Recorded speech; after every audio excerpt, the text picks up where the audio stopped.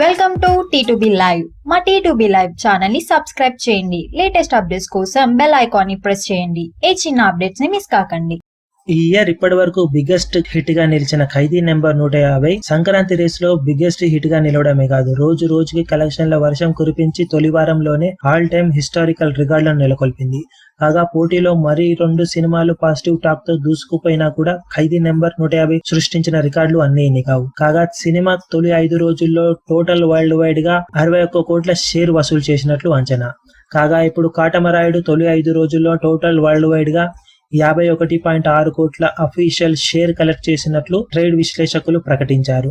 కాగా 2 సినిమాలకు టికెట్ రేట్లు ఆల్మోస్ట్ సేమ్ గా ఉండగా కాటమరాయుడుకు వీక్ డేస్ లో ఎండలు భారీగా ఎదురుదెబ్బ కొట్టాయి.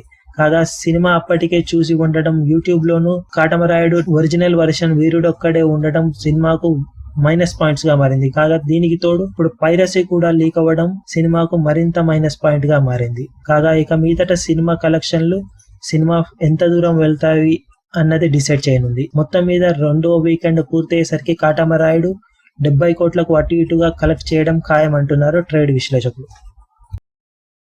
మరిన్ని లేటెస్ట్ అప్డేట్స్ కోసం T2B లైవ్ ని సబ్స్క్రైబ్ చేయండి. వీలైతే లైక్ చేయండి, కుదిరితే షేర్ చేయండి.